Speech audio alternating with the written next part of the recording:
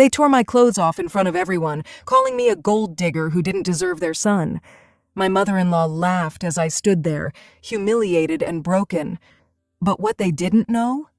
My father was watching everything, and he was about to show them who I really was. Stay until the very end, because the revenge my father delivered will leave you speechless. Trust me, you don't want to miss what happens next. Now let me take you back to where it all began. My name is Mia, and this is the story of how I learned that sometimes the people who should protect you are the ones who hurt you the most. And sometimes justice comes in ways you never expected.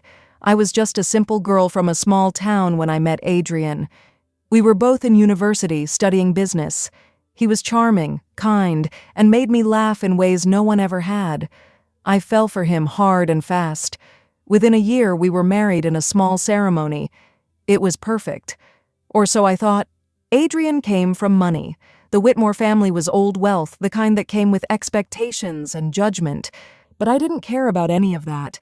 I loved Adrian for who he was, not what he had. What his family didn't know, what Adrian didn't know, was that I came from money too. Real money. The kind that makes the Whitmores look like they're playing dress-up. My father, William Sterling, is a self-made billionaire. He built an empire from nothing, and I grew up in a world of private jets and endless possibilities. But I watched how people treated my father, how they smiled to his face while calculating what they could get from him. I saw how every friendship, every relationship came with a price tag attached. So when I turned 18, I made a decision. I changed my last name, moved away, and lived modestly. I wanted to find love that was real, love that had nothing to do with bank accounts or business deals. My father understood. He's always respected my choices, even when they worried him. But he also made me promise one thing. If I ever needed him, truly needed him, I would call. I promised. And for 2 years, I kept that promise locked away, determined to make my marriage work on my own terms. Adrian's family made that nearly impossible from day one. His mother, Clarissa, looked at me like I was something she'd scraped off her designer shoe. She never missed an opportunity to remind me that I didn't belong, that I wasn't good enough for her son. She'd make me serve tea to her friends, introduce me as the girl Adrian married, never by name. She'd critique my clothes, my hair, the way I spoke. Nothing I did was ever right. Adrian's father, Vincent, simply ignored me. I could walk into a room and he'd look right through me like I was invisible. Maybe that was worse than Clarissa's active cruelty. At least she acknowledged my existence, even if it was just to tear me down. And then there was Natalie, Adrian's younger sister. She was perhaps the worst of all because she smiled while she stabbed. She'd compliment my dress, then whisper to her friends that it looked cheap. She'd invite me to lunch, then spend the whole time talking about how Adrian could have married anyone, how many beautiful, wealthy girls had wanted him. The constant message was clear.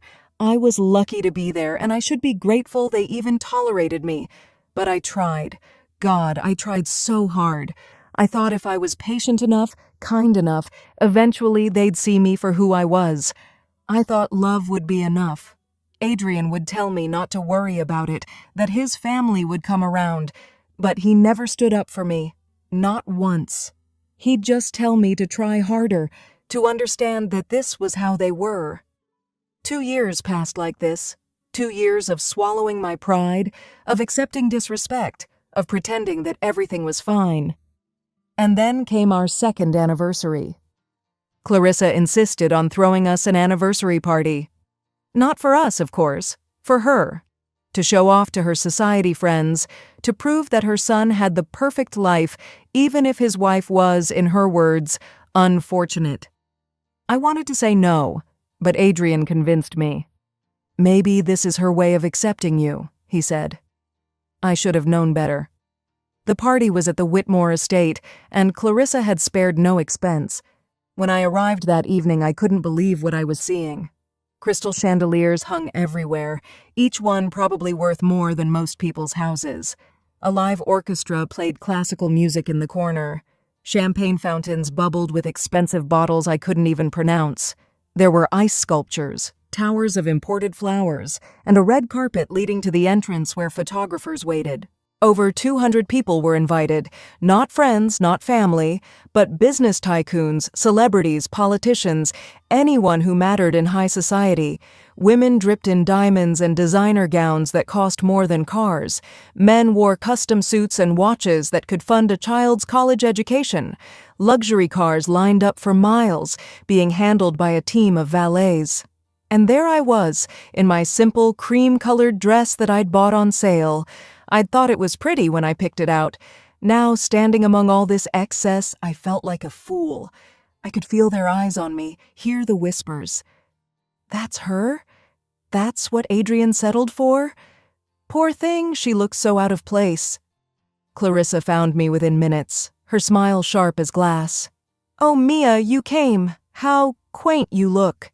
Natalie giggled beside her, radiant in a silver gown that probably cost more than I'd spent on clothes in my entire life. "We're so glad you could make it to your own party," she said sweetly, the insult buried in fake kindness. Adrian was immediately swept away by his father, talking business with important men. I stood alone, trying to make myself invisible, counting the hours until this nightmare would end. I had no idea that it was about to get so much worse. The party was in full swing when it happened. The orchestra had just finished a song, and Clarissa took the microphone for a toast. She was thanking everyone for coming, saying something about family and love that made me want to laugh at the irony. And then her expression changed. Her hand flew to her neck. "My necklace," she gasped. "My pink diamond necklace. It's gone." The room went silent. 200 people stopped talking, drinking, eating. All eyes turned to Clarissa as she clutched her bare neck dramatically. "Someone has stolen my necklace," she announced, her voice rising. "The pink diamond. It's worth $2 million, and it was right here an hour ago." My stomach dropped. I knew what was coming before she even said it. I could see it in her eyes as they locked onto mine across the room. "Mia." She said my name like an accusation. "You were in my dressing room earlier. I saw you." 200 pairs of eyes turned to me. I felt like I was drowning. I was just looking for the bathroom," I stammered. "I didn't take anything. I swear." "She's lying," Natalie chimed in, appearing at her mother's side. "I saw her too." She was definitely near Mother's jewelry case. She looked suspicious. "This is ridiculous," I said, my voice shaking. "Why would I steal from you? I don't want your necklace." "Don't you?" Clarissa's voice was cold. "Everyone knows you married my son for money. You've been after our wealth from the beginning. This is just proof of what you really are, a common thief." The room erupted in whispers. Phones came out. People were recording. I looked desperately for Adrian, found him standing with his father. "Adrian, please, tell them I wouldn't do this." He looked at me, and for a moment I thought he'd defend me. Then he looked at his mother, at his father, at all the important people watching, and he said nothing. Vincent stepped forward. "Search her. Right now, in front of everyone. If she's innocent, she has nothing to hide." "You can't be serious," I whispered, but I could see from their faces that they were deadly serious. Clarissa and Natalie advanced on me like predators. I backed away, but there was nowhere to go. 200 people formed a circle around us, phones held high, recording every second of my humiliation. What happened next will haunt me for the rest of my life. Clarissa grabbed my arm, her perfectly manicured nails digging into my skin. "If you won't cooperate, we'll do this the hard way." "Please," I begged. "Please don't do this." I didn't take anything. Please. But they didn't care about my pleas. Natalie grabbed my other arm, and together they started pulling at my dress. I fought back, trying to protect myself, but there were two of them, and I was already shaking so badly I could barely stand. The zipper of my dress came down. I screamed, trying to hold the fabric to my body, but Clarissa yanked it roughly. The dress fell to my feet, and I stood there in the middle of that grand ballroom in just my undergarments, under the spotlight that had been meant for celebration. 200 people watched, 200 phones recorded. The orchestra had stopped playing. There was no sound except my sobbing and the clicking of camera phones capturing my destruction. Clarissa picked up my dress and searched through it violently, tearing the pockets, shaking it out. "Nothing," she announced, "but that doesn't mean she didn't hide it somewhere else." "This is insane," I cried, wrapping my arms around myself. "I didn't take your necklace." "Get her out of here," Vincent ordered the security guards. "Remove this thief from our property." Two large men in suits approached me. I looked one more time at Adrian, silently begging him to do something. Anything. He stood frozen, his face pale, but he didn't move. He didn't say a word. He just turned his back on me and walked away. That moment broke something inside me. Not the humiliation, not the false accusations, but watching the man I loved choose his family's approval over my dignity. The guards grabbed me by the arms and dragged me through the crowd. The people parted like I was diseased.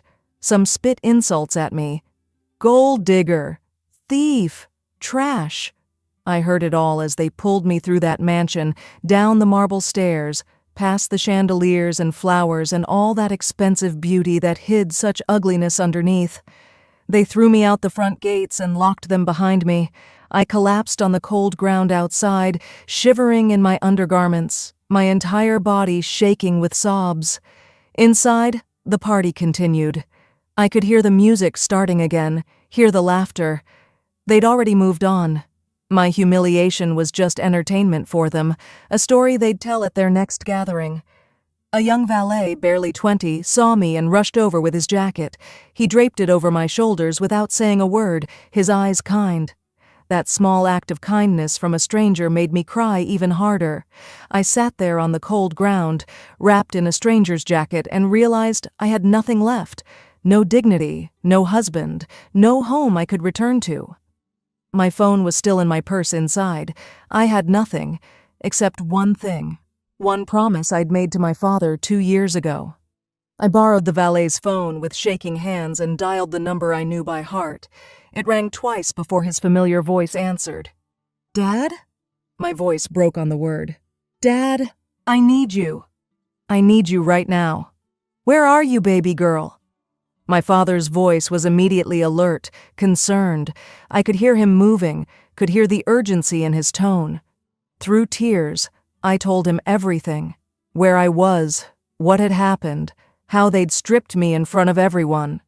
I told him about the false accusations, about Adrian's silence, about being thrown out like garbage. When I finished, there was a long silence on the other end. Then my father spoke, and his voice was something I'd never heard before, cold, controlled, furious. "Don't move," he said. "I'm coming." "And Mia? They have no idea what's about to hit them." He hung up.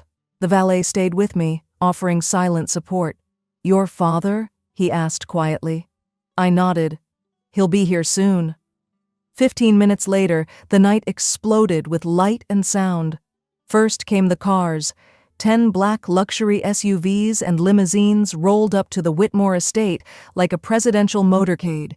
Then came a helicopter, its spotlight illuminating the entire property like daytime. The party inside stopped again. I could see people rushing to the windows, pointing, wondering what was happening. The center limousine door opened, and my father stepped out. William Sterling doesn't just enter a space, he commands it. At 60, he's still imposing, tall and broad-shouldered, with silver hair and eyes that can freeze you with a look. He wore a suit that probably cost more than the Whitmores spent on this entire party, and his presence was so powerful that even from outside the gates, I could feel it. Behind him came 20 security personnel, all in black suits, moving with military precision. 5 lawyers in expensive suits carried briefcases, and the city's police commissioner himself walked beside my father, looking official and serious. News helicopters started circling overhead. Someone had tipped off the media. Later, I'd find out that someone was my father, who'd made sure every news station in the city knew something big was about to happen at the Whitmore estate. The gates opened. The guards who'd thrown me out now stepped back, recognizing power when they saw it. My father walked straight to me, and the cold fury in his eyes melted into concern as he looked at me sitting there, still in my undergarments and the borrowed jacket. He took off his $50,000 coat and wrapped it around me himself, then lifted me to my feet. "I'm here now, baby girl," he said softly.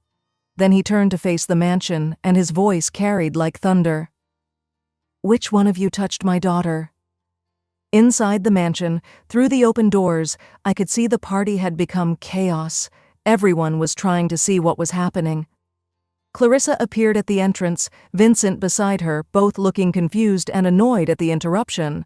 "What is the meaning of this?" Vincent demanded. "This is a private party." "You're trespassing." My father smiled. It wasn't a nice smile. "Am I? Let's go inside and discuss that, shall we? I think your guests will want to hear what I have to say." He walked forward, and the crowd parted before him like water. I walked beside him, wrapped in his coat, feeling safer than I had in 2 years. His security fanned out around us. The lawyers followed. The police commissioner stayed close. We walked through that mansion like we owned it, because, as it turned out, we did. My father took the microphone from a stunned Clarissa. 200 wealthy, powerful people stared at him, trying to figure out who he was. Some of the older ones were starting to recognize him. I could see the realization dawning on their faces. "Good evening," my father said, his voice calm and controlled. "Let me introduce myself properly. My name is William Sterling. Perhaps some of you have heard of me? Sterling Global Empire? 50 billion in assets? Yes, I can see some of you recognize the name now." The room erupted in whispers. Everyone knew Sterling Global. It was one of the largest conglomerates in the world, with holdings in everything from technology to real estate to banking. "This woman you just humiliated," my father continued, pulling me close to his side. "This woman you stripped and degraded in front of 200 people, this woman you called a thief and a gold digger, she's my daughter, my only child, my heir." The gasps were audible. Clarissa's face went white. Vincent looked like he might faint. Adrian stood frozen in the crowd, his mouth open in shock. "Mia came from more wealth than any of you will ever see," my father said, "but she wanted something money can't buy. She wanted to be loved for who she is, not what she has. So she changed her name, lived modestly, and found herself a man she thought would cherish her. Instead, she found you people." He snapped his fingers, and the large screens that had been showing happy photos of Adrian and me flickered to life with new content. Family photos appeared, me as a child on a yacht, me at our estate, me at charity galas standing beside my father, official documents showing my real identity, birth certificates, trust fund papers, everything proving exactly who I was. The crowd was silent now, watching the evidence of my real life play out on screen. I could see people's expressions changing from curiosity to shock to horror as they realized what they'd witnessed tonight. They'd just watched a billionaire's daughter be stripped and humiliated, and they'd recorded it, laughed at it, participated in it. "Now," my father said, his voice dropping to something cold and dangerous, "let's talk about what happens next." My father turned to his security team. "Show them," he ordered. The screens changed again. This time, they showed security footage from inside the mansion. I didn't know where these cameras had come from, but later I'd learned my father had them installed months ago. He'd been watching, waiting, protecting me from afar, even when I didn't know it. The first video showed Natalie entering Clarissa's dressing room hours before the party started. She looked around nervously, then went straight to her mother's jewelry box. Her own mother's jewelry box.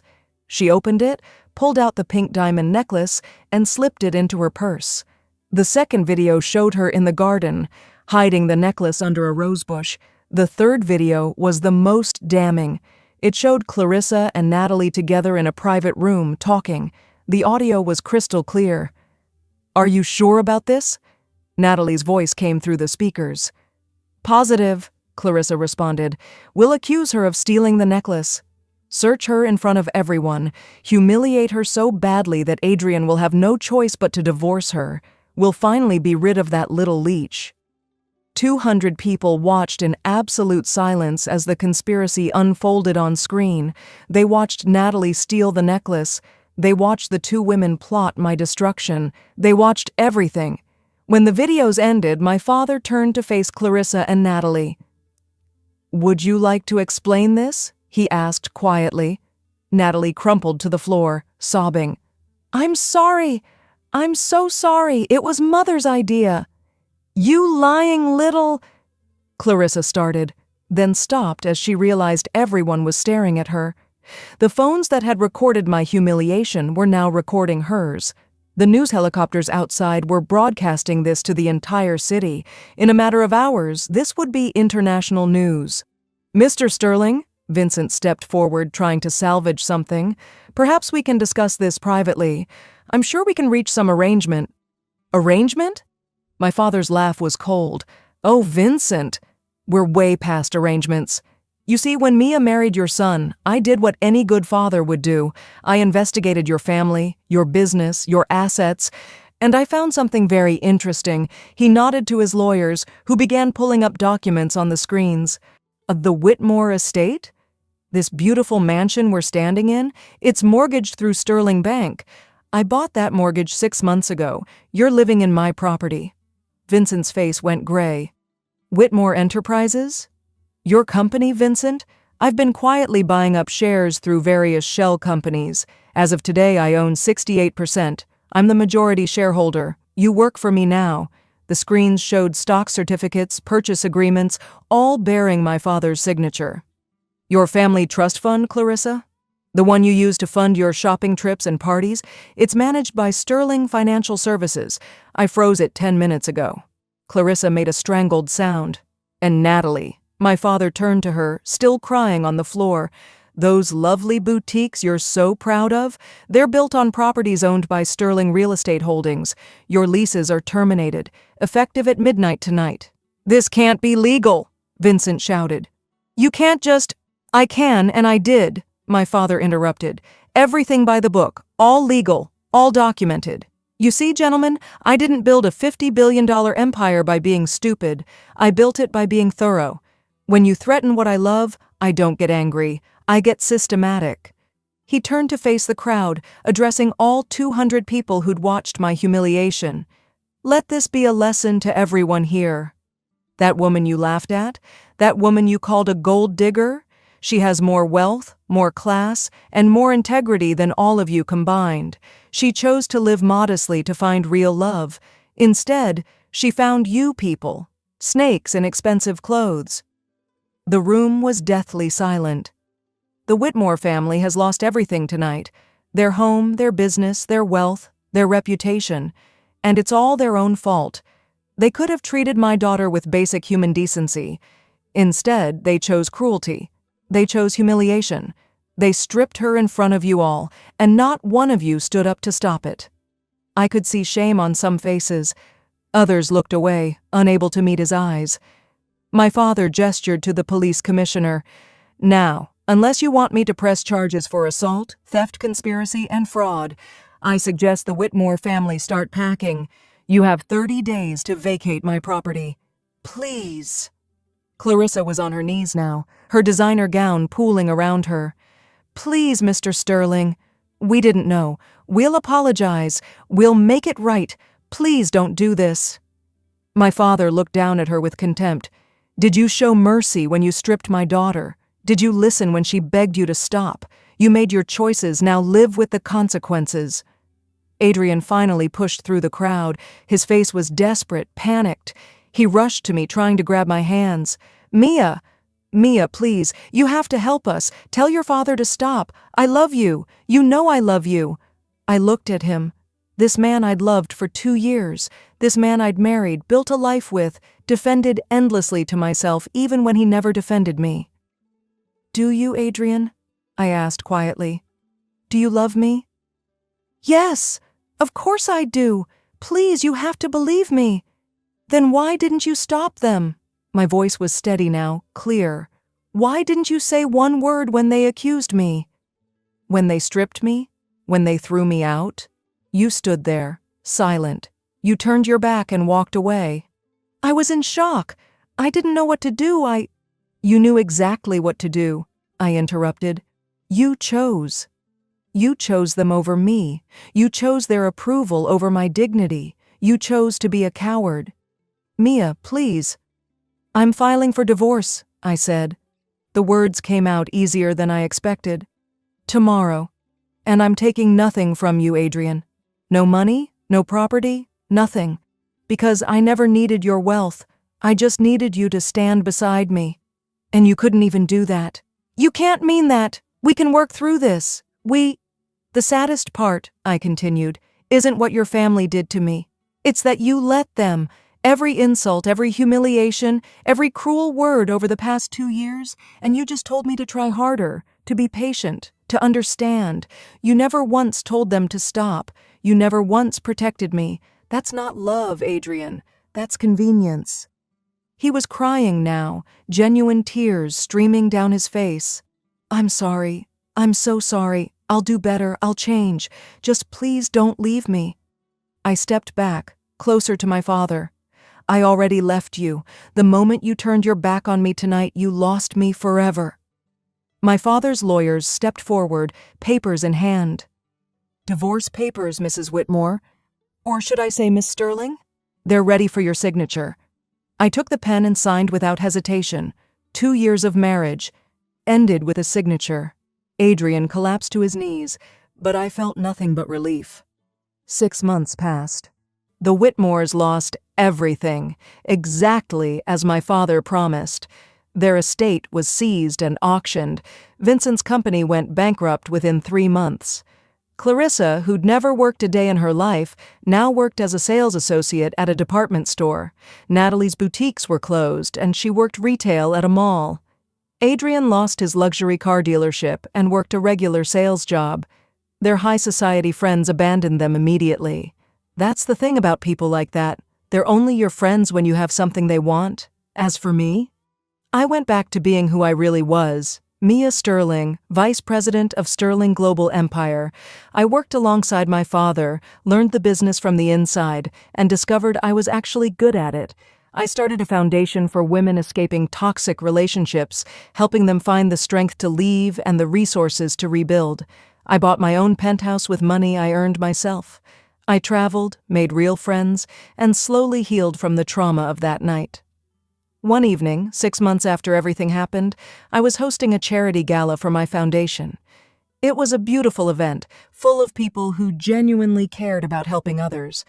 As I was greeting guests, I noticed one of the coat check attendants looked familiar. It was Clarissa. Our eyes met across the room. She looked so different. Older, tired, humbled. Gone was the arrogance, the cruelty, the superiority. She looked like what she was, a woman who'd lost everything because of her own choices. She approached me slowly, hesitantly. "Mia," she said softly, I wanted to say I'm sorry for everything. I know it means nothing now, but I truly am sorry." I looked at her for a long moment. 6 months ago, I would have felt satisfaction at seeing her like this. Now, I just felt tired. "I forgive you, Clarissa," I said. The words surprised even me, but I meant them. Not for you. For me.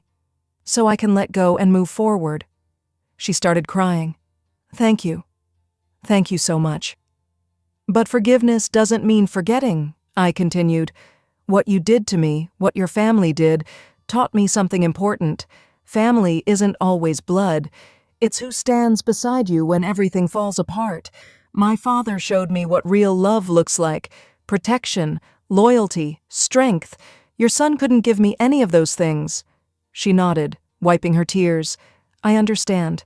I hope you find happiness, Mia. Real happiness. You deserve it."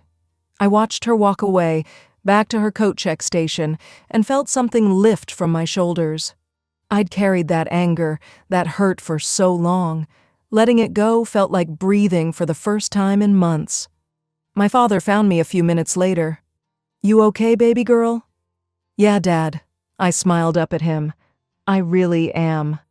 "Proud of you," he said, putting his arm around my shoulders, "for being the bigger person, for moving forward, for being strong." "I learned from the best," I replied. That night, as I looked around at all the people my foundation was helping, all the women finding their strength and reclaiming their lives, I realized something. The Whitmores thought they were punishing me by treating me like I was nothing. Instead, they freed me. They showed me exactly what I didn't want, helped me find my backbone, and pushed me toward the life I was always meant to have. Sometimes the worst things that happen to us are actually blessings in disguise. Sometimes we need to be broken down completely to rebuild ourselves stronger. I walked into that anniversary party 2 years ago as a woman trying to earn approval from people who would never give it. I walked out as someone who didn't need anyone's approval anymore. And that was the real revenge. Not my father's systematic destruction of their empire, though that was satisfying. The real revenge was me, thriving without them, happy without their validation, successful on my own terms. They thought they were stripping me of my dignity that night. Instead, they stripped away the last illusion I had about who they were. They did me a favor. I am Mia Sterling. I am my father's daughter. I am enough. I always was enough. And I will never let anyone make me feel less than that again. Sometimes people treat you badly because they think you're powerless. They never imagined that I didn't need to prove my worth. I always had it. My father taught me that real power isn't about money or revenge. It's about knowing your value and never letting anyone make you feel less than you are. That night, I walked into that party as a woman they thought they could break. I walked out as myself, stronger, wiser, and finally free. If this story moved you, hit that like button and subscribe to hear more true stories of justice and redemption. Share this with someone who needs to remember their worth today. Comment below and tell me, have you ever been underestimated by someone who later regretted it? I read every single comment. Remember, you are enough exactly as you are. Never let anyone convince you otherwise. Until next time, this is Mia, reminding you to never let anyone dim your light.